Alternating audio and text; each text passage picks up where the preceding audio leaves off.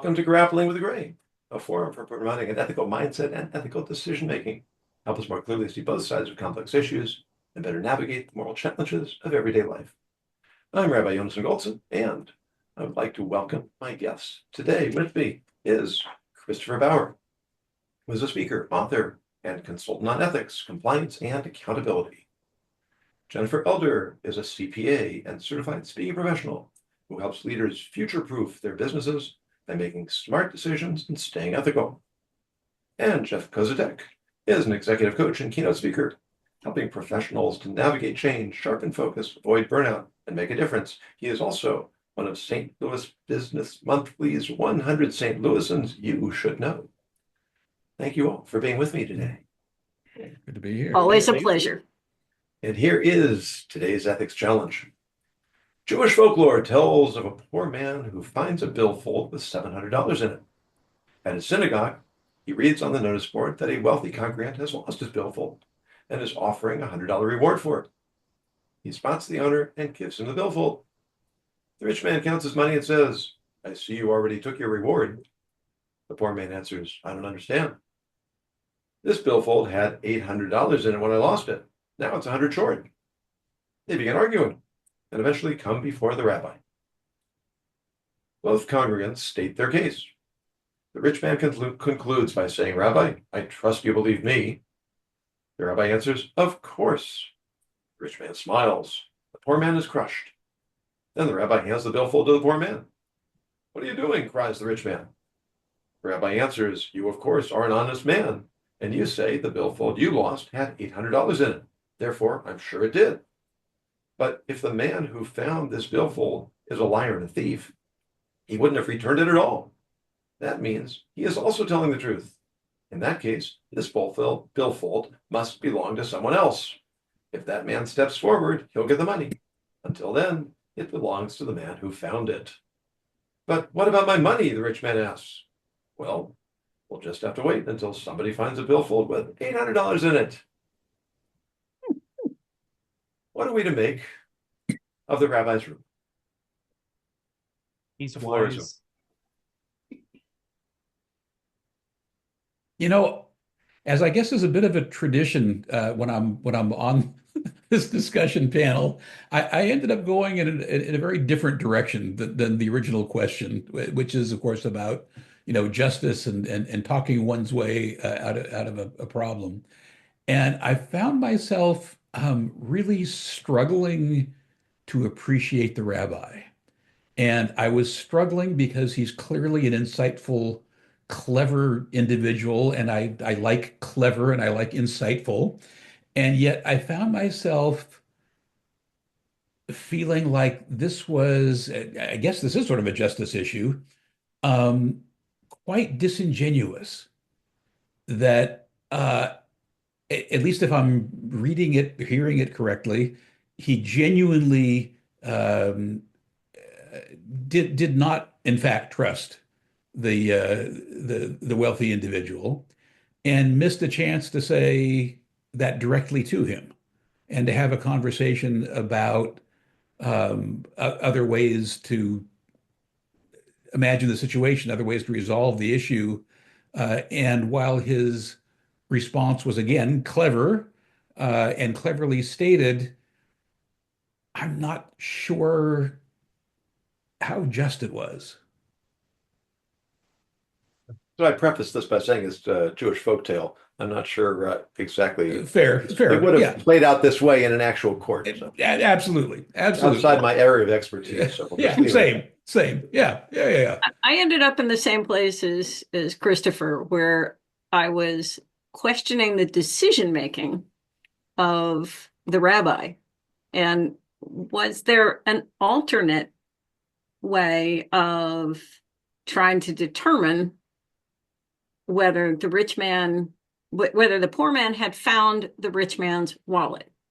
Now, obviously, this is a folk tale, so we're not getting into the details like, how about the driver's license in the car, in the wallet? Yeah. That's actually why I made it a billfold rather than a wallet. Right, yes. Or the ox cart license. No distinguishing markings or. But, I was thinking that there had, there had to be some distinguishing way of determining that the billfold belonged to the rich man, being able to describe it or something like that. But again, it was kind of like it seemed like a flippant response.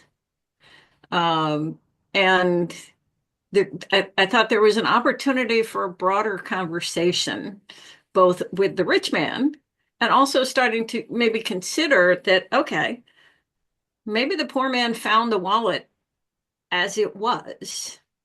That doesn't mean somebody else hadn't been there first. And somebody else could have taken the $100 if the rich man is telling the truth that there was an extra 100 in there. So in all ethical situations, there are multiple ways of looking at the scenario. And it seemed like this was too quick an answer without evaluating different perspectives. Jeff, what are your thoughts? Well, before you do, Jeff, I just have to say, Christopher and Jennifer, as much as I admire both of you, I'm really glad that you're not folktale writers, or they'd be awfully tedious. We have too much information. Go ahead, Jeff. I'll be the odd man out, I guess, not only because I don't have hair, but I looked at the rabbi and I thought he was amazing. I was like, oh, this is fantastic. The rich man is being really, I think, Jennifer, you talk about it being a flippant and quick response. And I thought, well, the rich man is being flippant and quick. There's $800. It's not, you're missing something. So he jumps to a conclusion, makes an assumption, and starts throwing out accusations. And then the poor man's like, hey, I found it like this. This is it. And here you go. And then for the rabbi to step in and say, all right, well, if you're saying it's got to be this, and you're not leaning into the curiosity to engage, to look further under the hood, like you were talking about, Jennifer, then here is the justice that matches, what you're pouring out. I thought it was fun. I mean, you're right. There's a lot more conversation to have there about, hey, maybe somebody else took something. Maybe it really isn't yours. But the fact that the story says there was only $700 in there leads us to believe that the guy that found it is being honest. And I like the guy. Yeah, I don't think we're actually saying fundamentally different things. I think we're looking at it through a different window, right? I think we're all saying that there are other discussions that what the resolution was clever and the resolution was just, but we have some different perspectives on how it could have played out. Oh, sorry. So if we're talking about missing an opportunity to teach and lead the rich man there, not just that's my thought. Yeah. The wallet issue. Yeah. Well, is it possible they that's didn't seem what like the they were rabbi was interested doing? in learning. And the other thing is that on another way of looking at this is that the result, the ultimate decision, was in fact fair, in that it was surprising to both of the participants. They were both shocked at what he did. Yeah. So I guess at some point we need to get back to the original actual question, right? Which is about, is justice done if one talks one's way out of an issue, or out of a finding of guilt, and in some ways it strikes me as a certain class of imponderable, in that if one is in fact guilty and one talks oneself out of, or one's way out of, any sort of responsibility for that, then that seems, in my simple mind, a classic case of a lack of justice. But if you take a step back from that and think about, justice is so often determined by circumstance, is determined by who's making the call, whether it's a judge or a jury or a neighbor or a community, then there's a, not even sure what the appropriate term would be. There's a factor that has to be considered, that maybe you're talking yourself out of your way out of an unjust punishment, right? And that needs to be a part of the equation. I'm sort of feeling like my words are a little hazy here, but does that make some sense? Yeah. Can I ask what justice means in the context of our conversation today? I was thinking it pretty broadly, but I'm open to other ideas. Well, I suppose justice means that everybody gets what they are entitled to. The rich man gets, According to a law? well, not according to reality, but reality is not always in our purview. No. That's why my rabbi was famous for saying Jewish courts don't care about the truth. By which he meant that all the judge can do is follow the testimony and follow the system. Yeah. And Right. when the whole idea of justice is blind, that's exactly what it means. It means that the judges are not charged with using their intuition or their values of social, their social conscience to manipulate outcomes. It may seem as if the outcome is unfair, and maybe in an absolute sense it is, but the court is limited in what it can do. Right. A much more elegant way of saying what I stumbled my way through a moment ago. Oh, one definition of justice is treating people fairly. But who decides what is fair? Yeah. You know, in this scenario, the rabbi made an assumption that the poor man was honest because he turned in the wallet.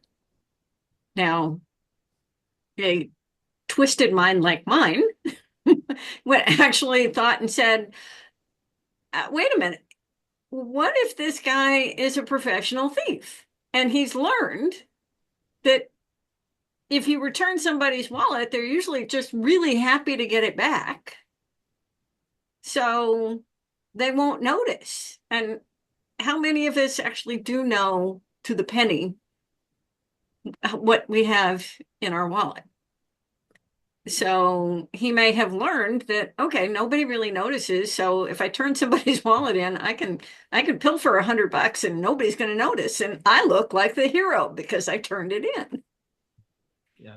Well, then the question becomes, does he have reason to worry that he will be discovered having either found or stolen the wallet if he doesn't do that?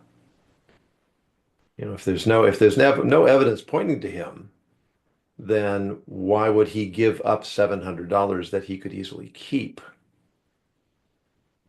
It's interesting because in the rabbinic literature, the rabbis have exactly these kinds of discussions. When you're dealing with a lack of evidence, the best you can do is try and get inside people's heads. And for instance, if you accuse me of owing you $200 and I say, no, I only owe you $100, that puts the burden of suspicion on me. Because if I'm admitting I owe you something, then that already it justifies you, and it creates this psychological situation where maybe I'm not willing, I don't have the brazenness or the chutzpah to deny the whole debt, and I'm just trying to get away with some of it. But in a case like this, where the poor man actually had the billfold in his possession, and what you said earlier, Jennifer, about identifying marks, often what they'll do is say, how many bills were in there? What were the denominations? Were they new or were they old? They'll ask for these types of distinguishing marks because when you go back to ancient times, I think people were much more conscientious about exactly how much they had with them and exactly what condition it was because you didn't have credit cards you could pull out. The money you had is what you were living on until you got more. So a lot of nuance actually goes into the jurisprudence of resolving a case that's not cut and dry. But I wonder, what was the rabbi's intent here? Was you said maybe he was trying to, maybe he could have taught the rich man a lesson. Maybe that's what he was trying to do, no? Could be. I didn't, again, guilty as charged as far as taking the story overly concretely, but I didn't pull that necessarily from the story at face value.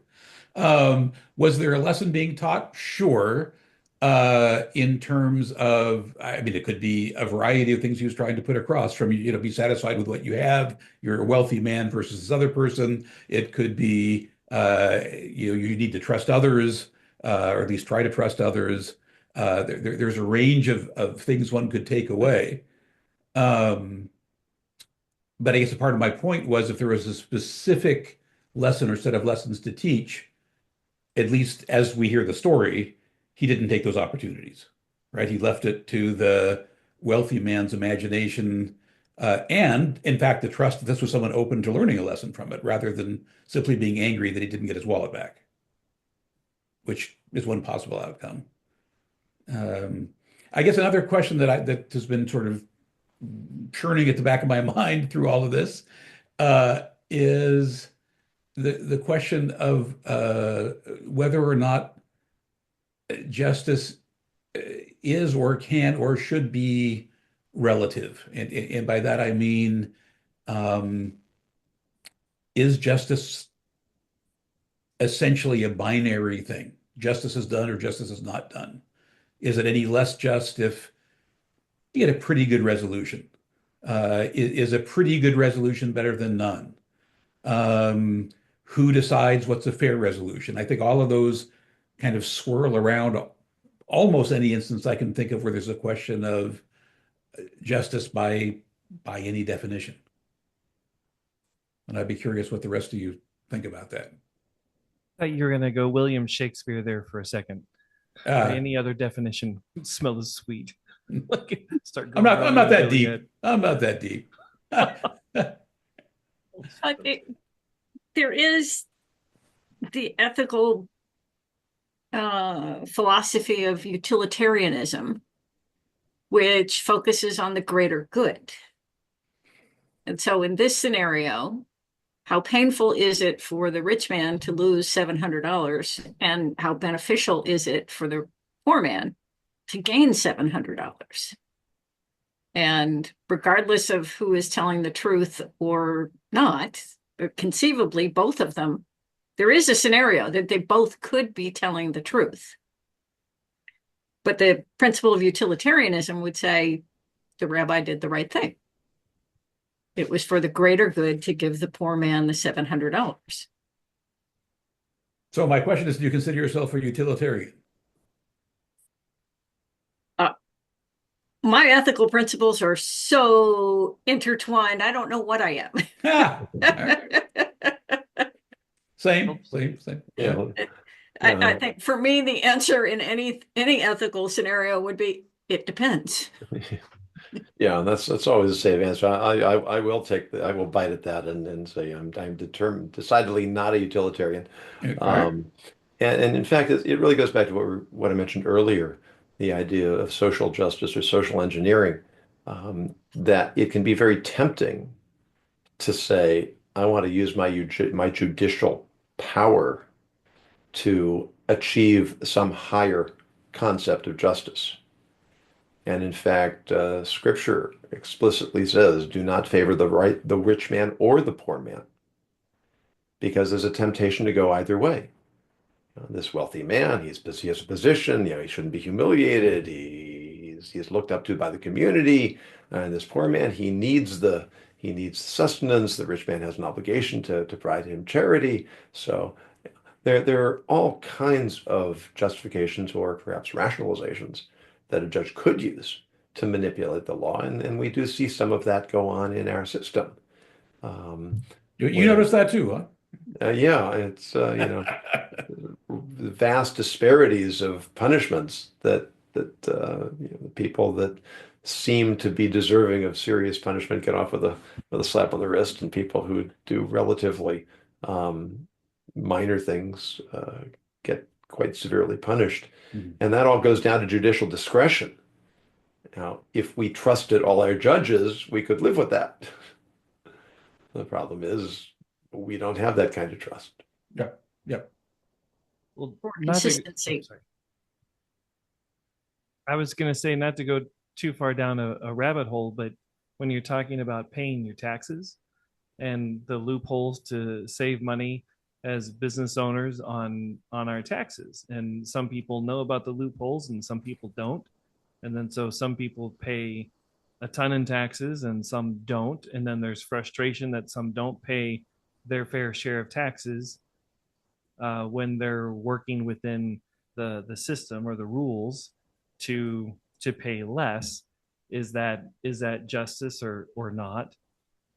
And I think it comes down to the shared set of rules, right? What you were talking about earlier, Giannis, and our judges in the United States of America, I believe, are supposed to be doing the same thing.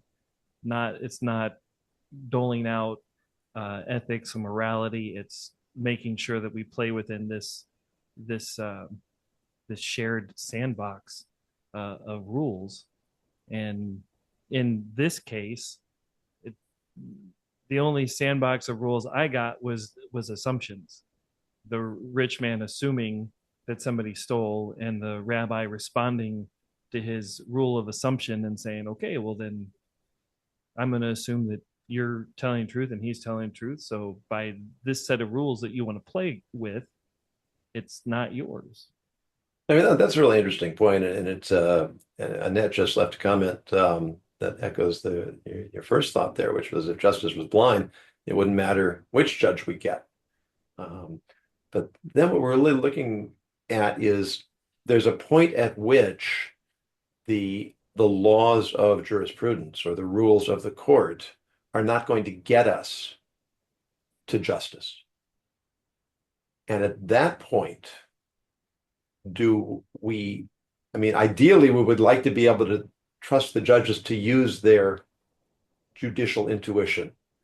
The famous example of King Solomon declaring he's going to cut the child in half.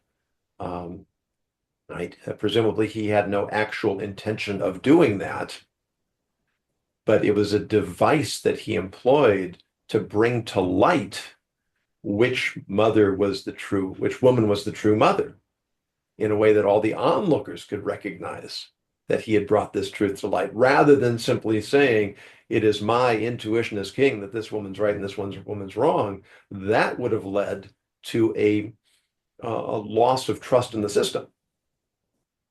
But by finding a way in which everybody would recognize that his intuition was in fact true, that gave more trust in the system. Unfortunately, the supply of Solomons is severely limited. Yeah. Well, in this scenario, the rabbi would have increased the trust of the poor man in the system and probably decreased the trust of the rich man in the system. And so how do you balance out those two outcomes? You can have utilitarianism, the greater good, then there's the means justify the ends, and then there's the ends justify the means, and all are valid perspectives. And in this case, the outcome, I think you've got one person who said the system worked. I got rewarded for turning in a wallet. And then the rich man is going, the system didn't work. I lost my billfold. And how does that impact him and his view of the rabbi, as well as the synagogue, as well as his religion as a whole? You went deep. To go into his faith and shake his core. Well, is the rabbi's reasoning compelling enough to force him to recognize that he kind of created the situation for himself? I think we can all rationalize our behavior far too well to assume that an oblique comment or action is going to teach us the lesson that's intended. And I say that even as someone that is historically a pathological optimist, that this is one of those areas where pessimism reigns supreme for me. I think we're just wired both genetically and culturally to be world-class rationalizers. And if there's a ruling against us, we're going to consider it unjust, virtually always. Yes. And actively look for evidence to back that up. Right? Absolutely. Yes. Absolutely. Yeah. Confirmation bias would have us justify all of the things that happened to justify our perspective. And when it's not just a loss, but something was taken from him. So I think he's absolutely going to go to this was not fair. Unless going way back to the beginning when Christopher said there was an opportunity here to have a deeper conversation and talk through the outcome with the rich man. Mm. So I guess the grand question in all of this is how do we generalize this to interactions in general? And I won't claim to have a good answer to that, but it feels at least like the right question.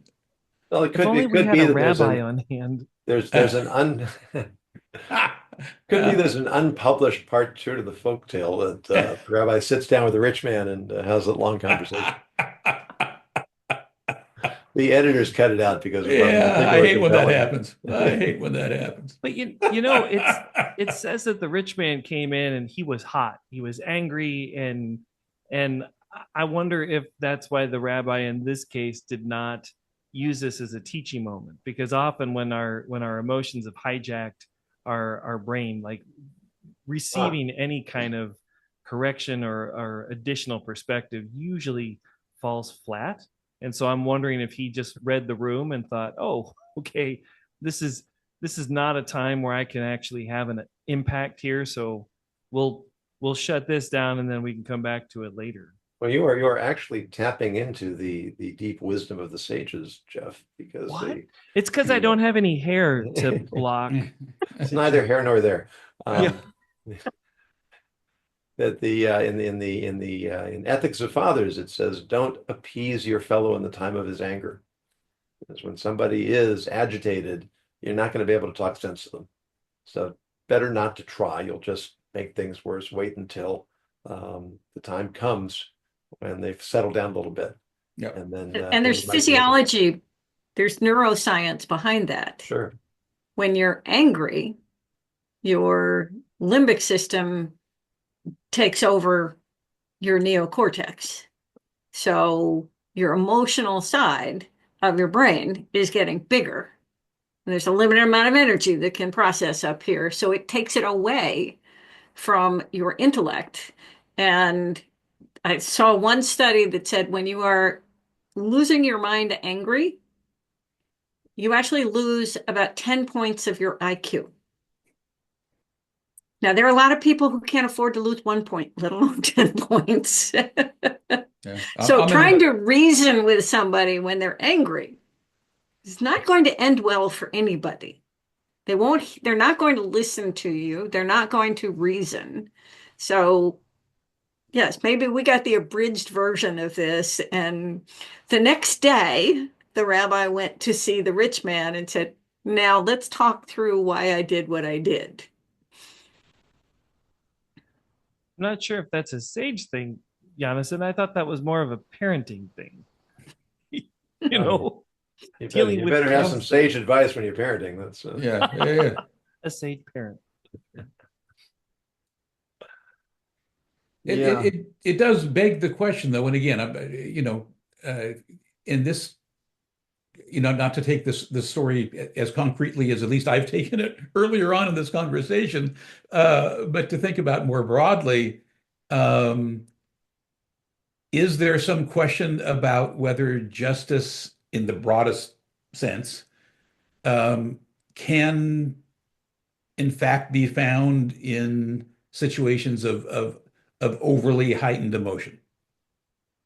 Is there justice, or is there a greater chance of justice in times of, uh, for lack of a better term, calmer conversation and reasoning? I would say almost inevitably. I mean, they talk about the famous 80-20 rule. If you can get 80% of what you want, then be willing to give up the 20% you can't get. And those percentages work pretty well into this scenario. It's the idea of principled compromise is one that I don't think we see much of these days. Mhm. We're so tribalized that almost everything is all or nothing. And we were lamenting the way things are going politically before we started recording. We promised to keep out of politics, but this sort of, it's I've got to have it all my way until the other guys get in, and then they'll undo everything Yeah. we did and go to the other extreme. And so it just ends up with sort of a ping pong game, changing Well, colors. it does, and by extension, to tie it back to the previous earlier part of the discussion, it means that almost at any one time, around half the people think that there's been an injustice. Right. Right. No matter what the outcome of whatever it is, there are going to be people that are going to cry foul, in significant numbers, which Well, makes it. Jonathan, to your point, in negotiation, there's a typical example of the all or nothing negotiation is two people reach for the last orange at the supermarket, and they're arguing over who deserves to get the orange. And all or nothing, one of them is going home unhappy. But if you have a conversation, what would you like out of this situation? You might find out that one is a bartender and just wants the rind to, decorate drinks with, and the other is a baker and they just want the juice. So everybody could be happy if you'd had a conversation. Potentially in this scenario, the rabbi could have turned it around to the two participants and say, let's make an assumption here that neither one of you is going home with the wallet. What's a compromise that would be reasonable in this situation? Yeah, and in fact, again, when you get into the rabbinic literature that talks about different variations on this type of scenario, one of the possible outcomes is to split the difference. When you really can't resolve where the truth lies, then you just cut it in half, either literally or financially. Sometimes when you have reason to suspect that one person is trying to manipulate a situation, it may be that the court's going to hold on to it. Because if nobody gets it, that's going to discourage somebody from losing the half that he's actually entitled to. And in some cases, the court simply says, we are not in a position to rule on this. Go out and find us some kind of uh, uh, evidence on which we can base a decision.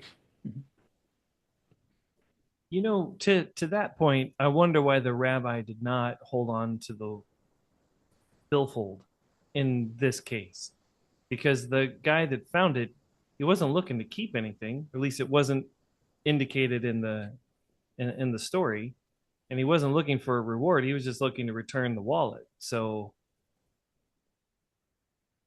why wouldn't the rabbi? I don't know why the rabbi would return the wallet to him other than to really just stick it to the rich man. Well, I think it goes back to perhaps the rabbi really was trying to teach something, and because the concept we have of possession is 9/10 of the law, that really does come from Jewish sources. That if I want to take something from you, the burden of proof is on me. So we really don't know whose money this is.